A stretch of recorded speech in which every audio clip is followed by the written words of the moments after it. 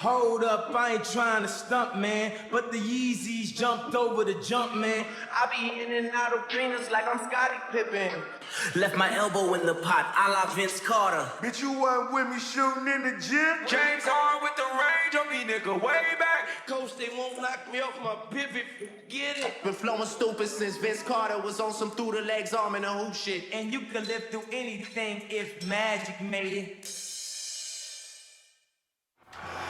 Ladies and gentlemen, if you don't know, now you do.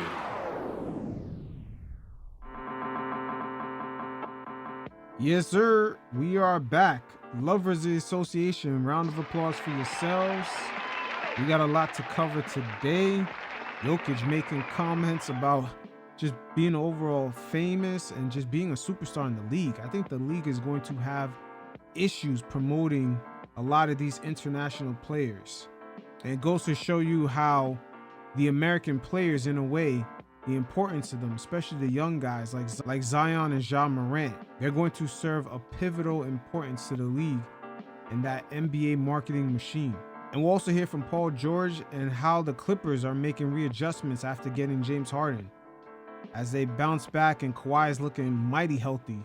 And he's even playing back-to-back. So we'll definitely hear about Paul George and some of the adjustments he's made this season. And we'll hear from the man in H-Town, Dillon Brooks, aka Mr. Staredown, as he reflects back on the Memphis Grizzlies and how he was treated on his way out. And finally, we'll touch base on a multi-layered topic involving the media landscape with the anonymous sources, with Sports Illustrated getting exposed using AI and a sports analyst admitting to a fake sideline report. And we're going to tie it into how the top NBA reporters, guys like Woj, are really being used almost as propaganda tools for the owners to gain leverage over the players, especially creating this imaginary deadline of early July to get a contract deal done, and how situations like that kind of put players in a position of desperation to get a deal done, even though free agency technically doesn't end all the way up until November. So in this age of anonymous sources, especially pertaining to the NBA, there's a few things that have been playing out in front of us in real time. One, a reporter going viral for admitting she used to make fake sideline reports. And two, Sports Illustrated admitting that they use AI and fake authors for some of their articles. And then if you take a step back and look at the overall media landscape of how things are changing, Sports Illustrated since 2019 had a round of layoffs, and in 2023, media outlets like BuzzFeed are struggling. Same thing for Complex Magazine. And the biggest of them all is Vice Media. A lot of these media outlets have relied on social media algorithms in order to exist, and they've been living off of inflated valuations. But in the journalism culture, they've always prided themselves with reporting with integrity, almost like a badge of honor. But in this present day landscape, mixed in with tech, the lines are blurred as journalism and entertainment are beginning to blend into one another. And it's only a matter of time before the AI becomes the anonymous sources reporting that the NBA player doesn't want to be part of a team, etc., etc. It could be on behest of the owner or the player. Who knows? But I'm going to piece this together because there's multiple parts to this. First, we're going to hear from Carissa Thompson as she admitted to making up fake sideline reports.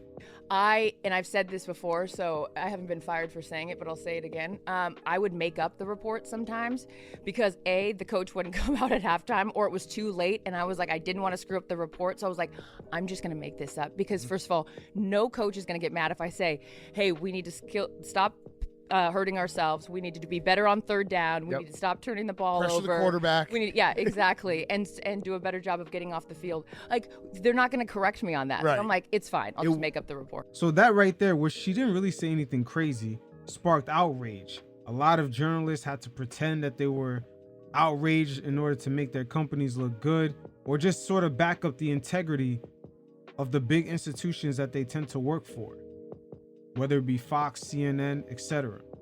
But there was a lot of fake outrage for this, which was very interesting. But then, of course, the bombshell hit when another media outlet sort of dug into Sports Illustrated and some of their authors and pressed the issue of Sports Illustrated using fake AI authors to write their articles. which all of a sudden, when this was brought up, all those authors disappeared and all those articles were nowhere to be found on their site. And ironically enough, I don't know if this is a formula, I should say, that a lot of companies use nowadays.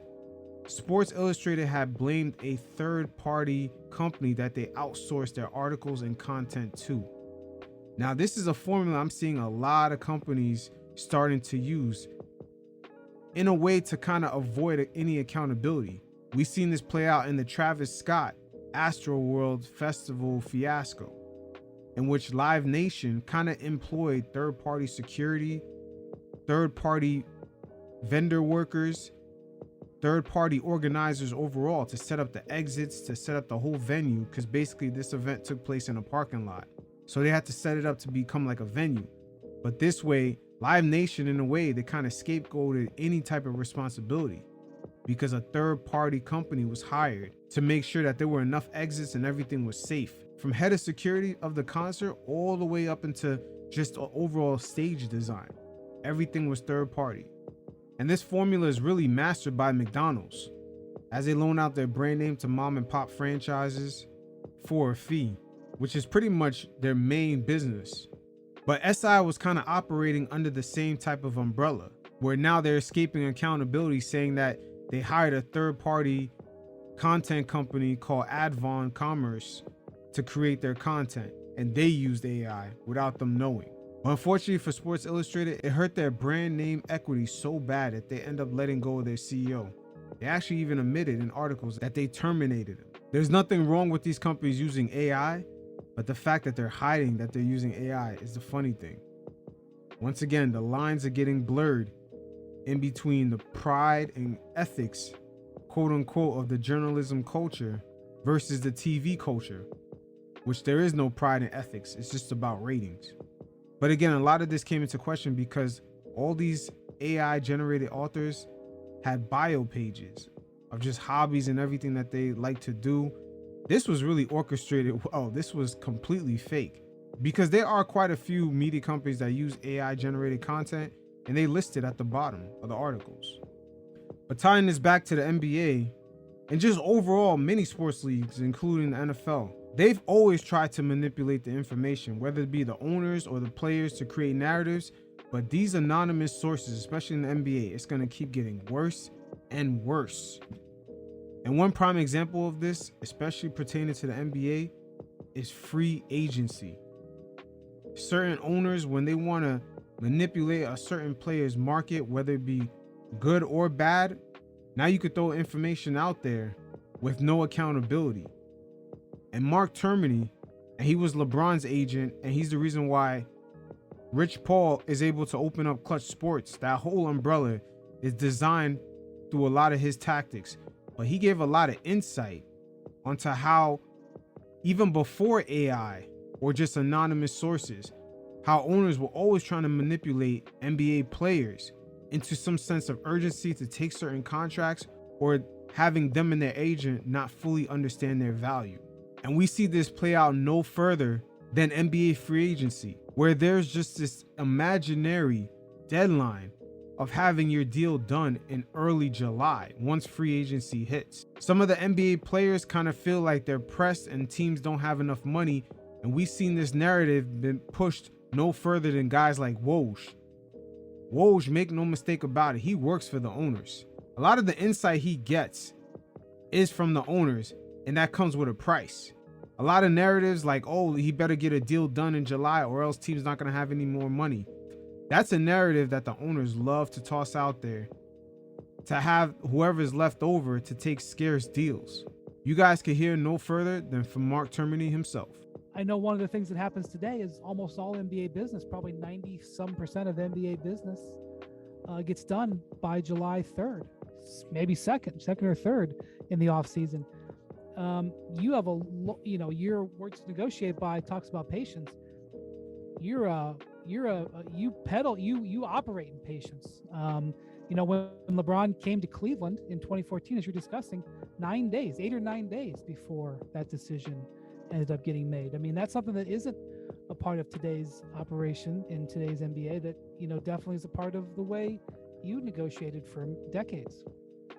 Correct. And I think that's an unappreciated and sorely unused strategy that's there for agents and players. But the mentality and the psychology of the business now is, the players want to see their name on your network scroll on July 1st or July 2nd. By July 3rd, they can't take it. And I've marveled at some of the players who actually go on,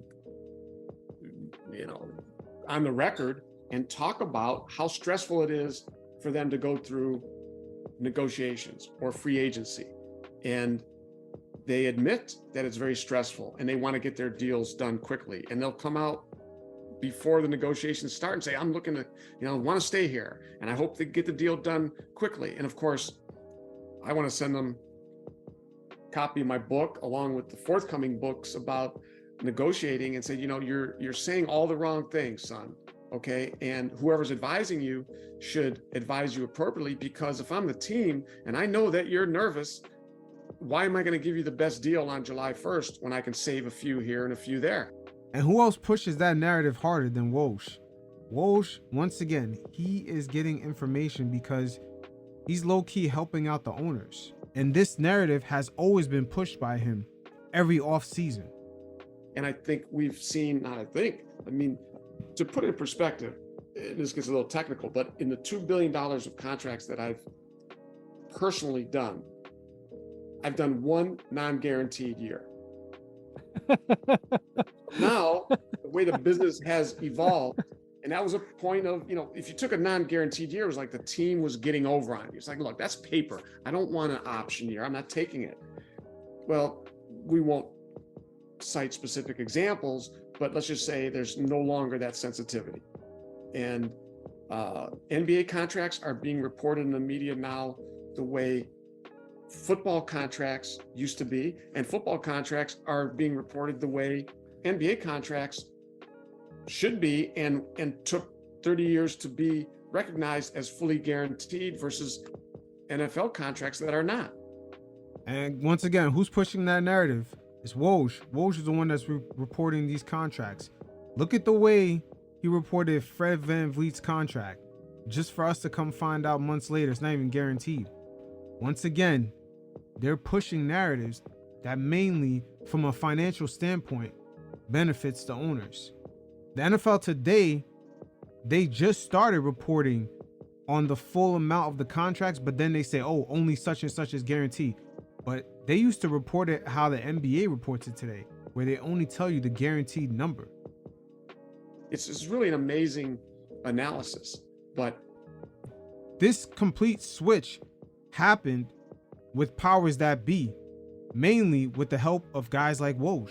From an agent standpoint, and I am a money guy, I don't apologize for it. I try to negotiate the most money for my clients. I want to make the most money for myself. My job, those non-guaranteed deals are paper. And tying again the thread to some of the comments I've made, NBA cares, but not that much. I know that a non-guaranteed contract, if the player's injured, and we've had some recently,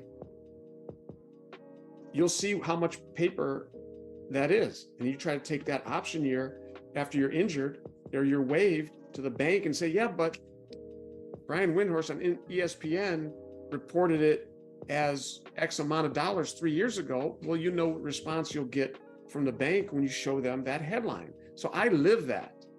And I said, I'm not gonna allow that. I'm gonna fight as hard as I can to protect my player.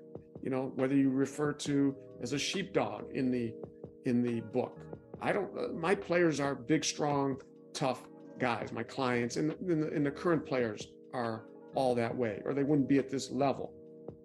But the sheepdog reference is not a literal one, it's a figurative one, because they still need to be protected from somebody telling them on a team, hey, we'll just tack on 2 non-guaranteed years. And you can tell all your friends that look at the ESPN headline that you signed for 150 million when it's really only 40.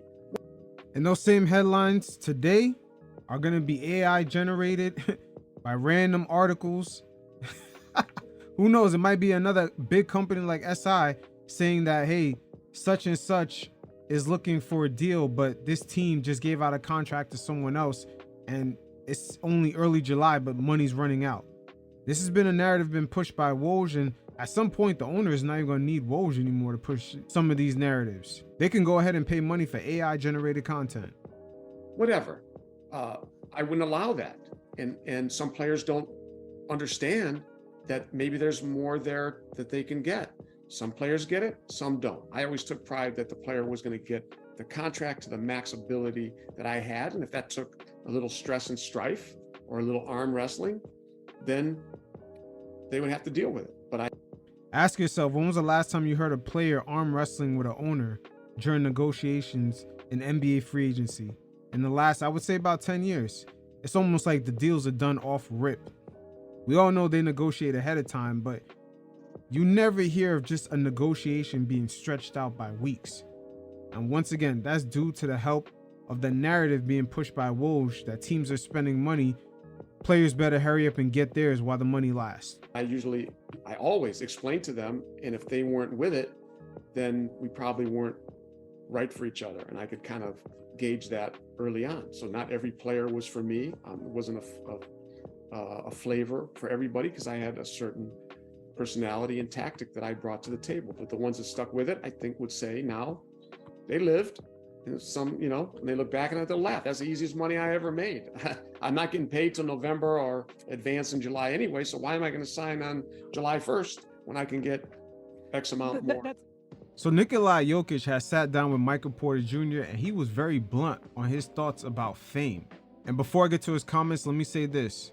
As the NBA embarks on its path of promoting itself as a global brand, just understand domestically, the most successful marketing the league has ever done has always come through American-born players. And when you look at the player that was the most successful in their marketing campaign, Michael Jordan, he did have American swag. He had American style. He had the hoop earring, the suits, the chains.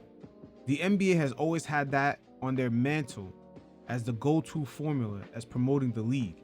And right now with the league getting more international, which is something that's purposely being done, and that's just to grow the game because domestically the league kind of hit a wall with the league's reach not really climbing up to the same level as the NFL ever since Michael Jordan left.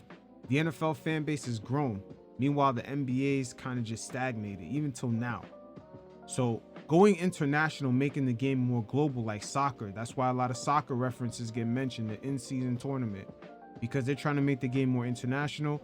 But their conundrum is that their marketing and promotion has always been related to an American-born player that kind of has pop culture relevance. So as more international players come in, yes, it grows the game globally, but yet they still haven't worked out that formula of promoting the international stars like Jokic, Embiid, and Giannis. So that's where pretty much the new generation of players like Zion Williams and Ja Morant come in. But unfortunately, they had some stumbling blocks. Ja Morant especially, he's charismatic naturally, and his game speaks volumes. You can make TikToks of his game. You can make short clips. His highlights and dunks attract the youth. And when I say the youth, I mean young children that's coming up watching the NBA. Ja Morant is almost an attraction magnet for that demographic. And he quote unquote has the American swag that they're looking for, that they already have the formula of marketing, particularly Nike. But Ja, along with Zion Williams, have kind of fumbled the bag for the new generation of players, along with that marketing. Zion not being on the court and his weight issues, and of course Ja with the little gun incidents. But Jokic has spoke on fame. And remember, Jokic is from Eastern Europe. That's a complete different life than the westernized Europe that we're used to seeing being marketed and promoted in magazines. Some people day to day is for survival, and there's a real enjoyment and appreciation for food and spending quality time with family and friends. Jokic gave his thoughts on fame. You guys check it out, and every once in a while I'll check in. Yes, I mean, I really don't like this life because at the end of the day, we are just basketball players, so we are just good at what we are doing. Being famous, I think some people like it, some people don't. I really when I finish my career, I really wish nobody knows me, and I will wish my kid or kids in the future who knows really remember me as a dad, not as a basketball player. I'm gonna say that's gonna be my goal in life, just to live in the moment, go drink with your buddy, or go have lunch, or go play with the kids, or go drive horses, and nobody's gonna make a big deal of that. And just feel sad whenever you go to the bar, restaurant, some game, people are just taking the phones and out and trying to record you. I think that's really, I'm gonna say, rude. Yeah. It's not that I'm showing myself. I'm just who I am. Living your life. Jokic got to mention them horses, but the conundrum here is that he is a two-time NBA MVP, an NBA Finals winner, and the business of the NBA is promoting their players is because it is an entertainment product. But there seems to be a marketing wall that's being hit. And once again, the league right now is pretty much in a tightrope. On one side, they got to promote the international game, so they need the international players, but yet they don't know how to market them domestically in America. And on the other side, they need the American-born players because they already have a marketing formula that has already worked for guys like Michael Jordan and LeBron James and Kobe Bryant, Magic Johnson, etc., etc. And that marketing formula, best believe that shit is A1. And even Giannis acknowledged it, that the quote-unquote face of the league has to have the American swag, as he spoke about in 2019 while he was making his rise to the top of the league. A lot of people say that I can be the face of the league, Antetokounmpo said. Lately, people have told me, the closest people, my family, my girlfriend, my mom, my brothers, people say that I cannot be the face of the league because I'm not American. I don't have the American culture in me. I sat back and thought about that. Should I have a little bit more American swag? Should I come with a suit to the game? Should I be more Americanized? But man, if I can't be the face of the league being me, I don't want to be the face of the league. That's pretty much it. And there you go. There's Giannis acknowledging the conundrum. Even his own family members acknowledge, like, hey, this league is used to promoting the American guys. They don't have a marketing machine for the international players. Because for the most part, the international players, the way they come up is a lot less flair. These guys are going to professional youth camps where they pretty much practice for months at a time. They may play one game, and in that one game, they play a team game. There's no individual player where his game is being isolated and showcased. But when they come to the American side of the pond, they realize that the NBA game has rules in it to showcase players' individual talents during the regular season.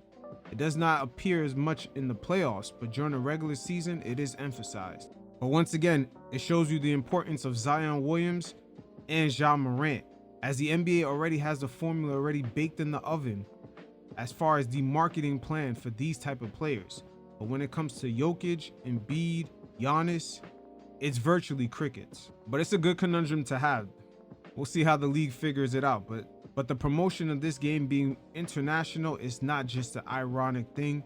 The league has money invested in basketball programs throughout the different continents around the world. Now, the Clippers this season, after making the James Harden trade, they finally got their shit together. Oh, the Clippers, in a way, this team is a squad of many conundrums. They have an owner who is eager and is used to getting things that he wants. He has a new arena coming up, so he may have no choice but to not be shy about spending a lot of money on these players' contracts, Harden, Kawhi, and Paul George. Because at the same time, you got to ask yourself, do the Clippers have a loyal enough fan base to fill up that new arena from night to night without any stars being there, or just a few stars, or just not being as a relevant team?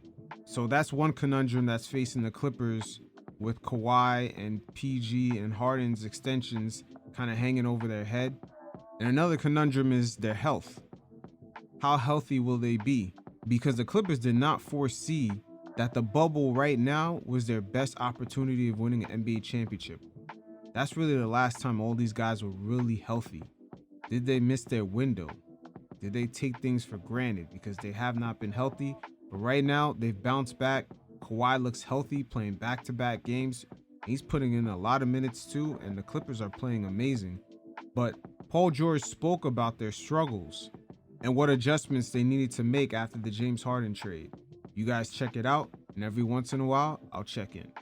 Speaking for myself, I mean, obviously frustrated, losing 6 games, and especially with the talent, the guys we have in the locker room, it's frustrating. You know, can't sugarcoat that. As much as we're positive and we're optimistic and we truly believe it'll work, you know, you still, like, no one likes losing. No one likes being out there competing and giving everything you can and coming up with a loss. So that part, I think, is, you know, it gets to you.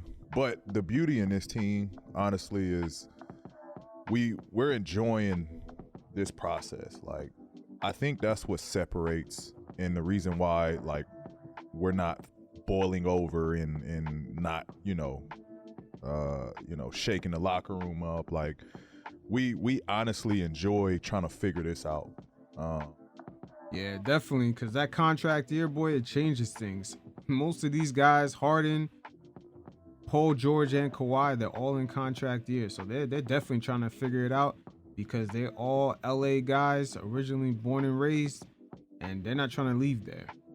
Because we understand and we realize the big picture of what this will be if all 4 of us can pull this off and bring this together and do something special. So, and we believe it's going to happen. Like, we're going to figure this out at some point, and I thought that Denver game was the best that we've looked and the best that we've played, and we had spurts and stretches of dominating or having, what this team, the reason this team was assembled. I thought we showed a glimpse of what it looks like when it works. So that. And Denver, quiet as kept, is probably be the biggest issue for the Clippers. That's their biggest opponent. I would say the biggest rival coming into this whole season. They got to worry about Jokic because I don't think they still figured out a plan for him. At this point, Tyronn Lue does not trust Zubac in the last few minutes of the game, and that's going to be an issue going up against somebody like Jokic. The positive in it. But, I mean, losing is tough, bro. It's definitely frustrating losing. Yeah. I mean, it's more so just like an ongoing dialogue between each other of like, all right, how can I make the game easier for you? Like, how can I help you? Like, how can, what are you seeing out there? And again, I thought we made big jumps going into that Denver game that it was just constant. We was constantly just talking through stuff like. They should ask James Harden, can he be that catch and shoot guy at times? And who's going to be doing the dirty work? And can James Harden even move off ball?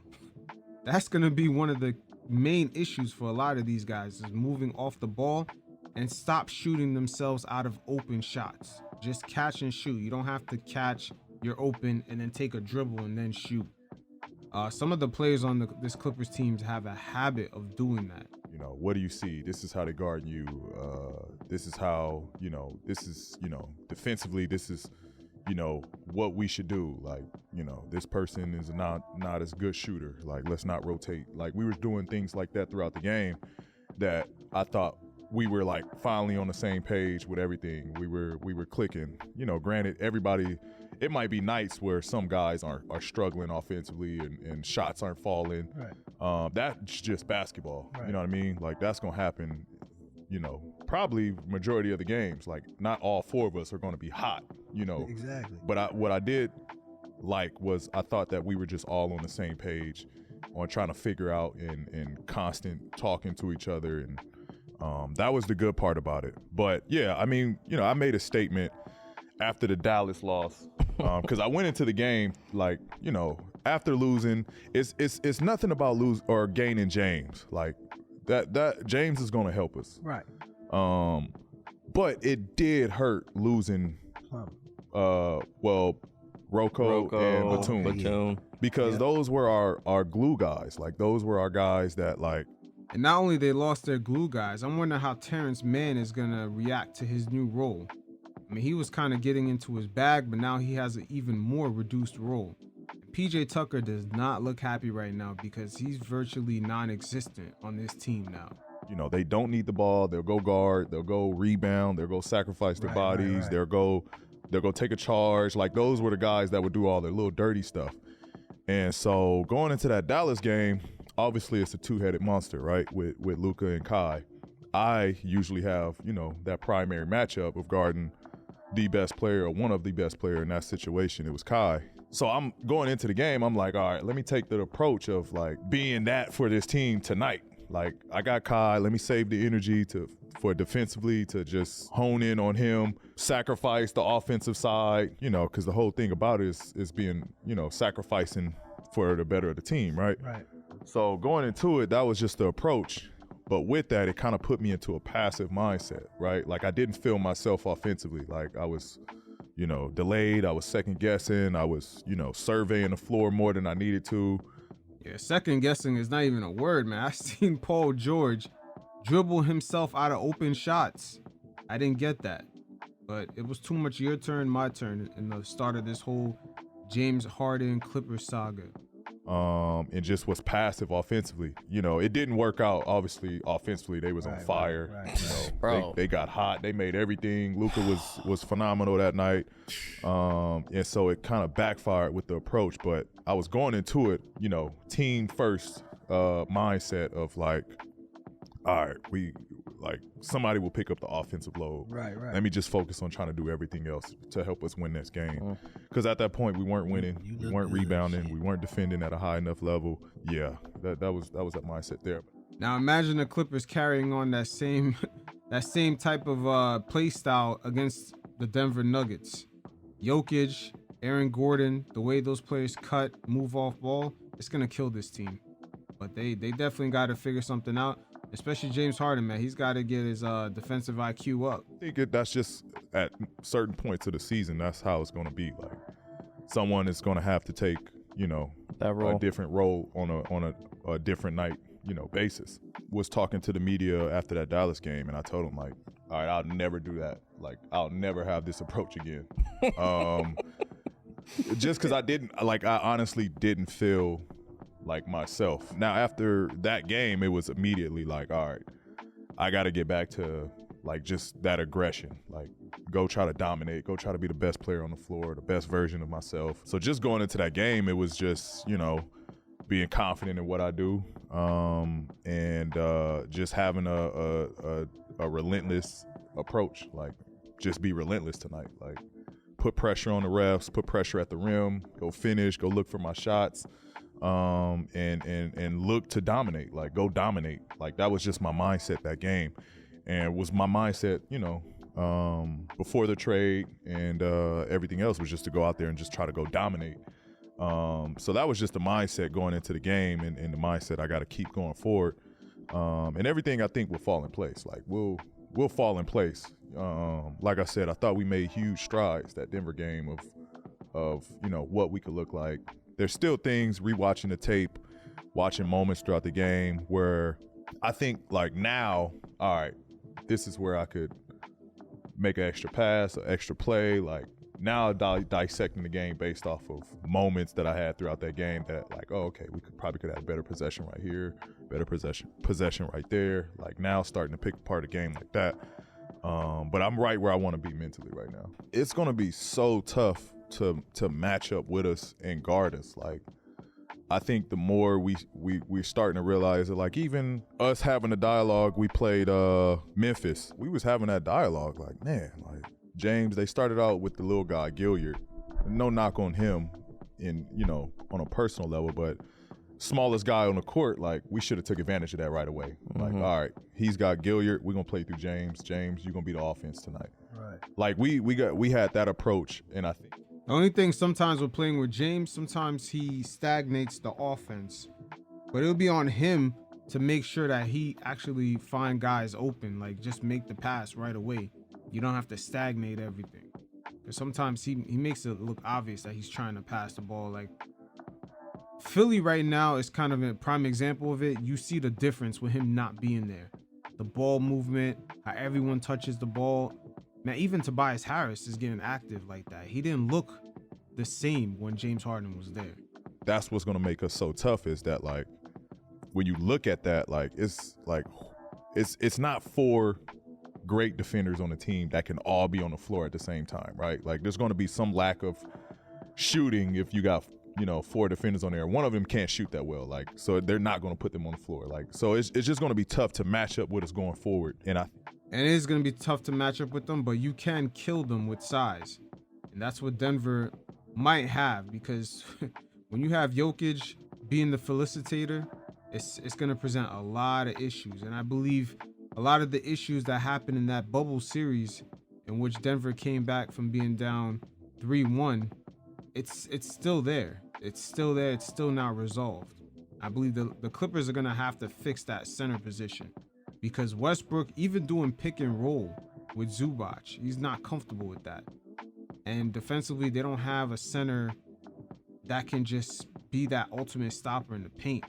They're already small, but there's a few holes on this team, but they got a long road ahead of them. That's what's going to, like, that's when we're going to realize, like, and be comfortable we'll be comfortable in our roles, understanding, all right, you got this guy, he's on you, punish him, make the offense for us, create the offense. And then now we'll play off of that rhythm. So I think that's what, I think going forward is where we'll be in a good place. But it is what it is. It looks like the Clippers are steadily rising to be a dark horse to compete for a championship this season. We'll see how Kawhi's health holds up and the rest of the roster. How well does their health hold up? And if Steve Ballmer will be willing to dip into that second apron next season to continue on with this roster. Like I said, this team is a team of many conundrums. Now, Dillon Brooks had made some comments about his former team, the Memphis Grizzlies. I believe a lot of this energy is misguided because, for one, the Memphis Grizzlies are going through a rebranding phase right now. Unlike the bad boy Pistons, who are known for their roughhousing, all of it had to do with things that were on the court. And for the Memphis Grizzlies and Ja Morant, they kind of let things get out of hand, just too many incidents. Even after when Dillon Brooks left the team, Ja Morant got into another incident, and Dillon Brooks has sort of fell in line to be that fall guy. They got to get away from that tough guy image, and it seems like the Memphis Grizzlies had traded away Dillon Brooks' persona for a more toned down persona in Marcus Smart, who has the same characteristics on the court, but is much more polished. And unfortunate for the Memphis Grizzlies, Marcus Smart is on the other side of his career. His defensive metrics the last few seasons have gone down, and ironically, Marcus Smart and Dillon Brooks have ended up getting the same amount as far as their contract.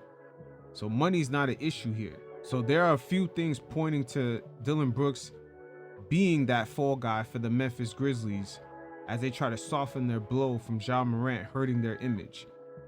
Even their coach, Taylor Jenkins, had once said in March last season that Dillon Brooks epitomized their program.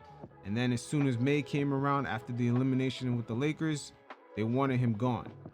But with Dillon Brooks, the Memphis Grizzlies have gone from ranking 3rd defensively to 18th this season. And the Rockets went from 29th to 6th.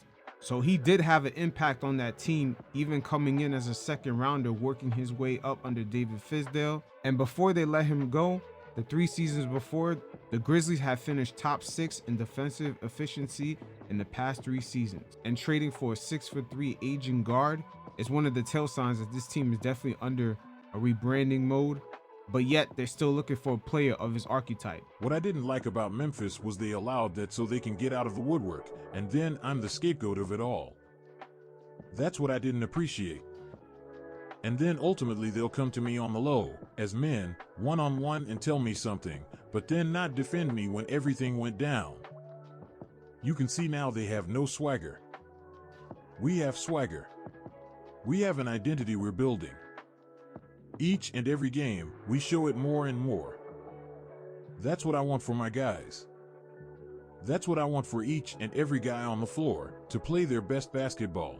Now, Dillon Brooks has kind of brought in a Draymond Green effect on the Houston Rockets this season. That team sort of has this aura. We all kind of sense it and feel it, but it has everything to do with things on the court. Nothing has ever been off the court with Dillon Brooks. But once again, Ja Morant, unfortunately, with the incidents he's gotten into, it kind of forced the Memphis Grizzlies into rebranding mode. And Dillon Brooks, unfortunately, he's one of the fall guys for it. But when it comes to just this season, the Memphis Grizzlies have by far a much greater uphill battle than the Houston Rockets. And they're lucky at this point to just even get into the play-in. But you fellas, definitely check out the mailbag below. Leave me any questions. I'll feature as a segment on the show. And until next time, you fellas stay safe. Peace.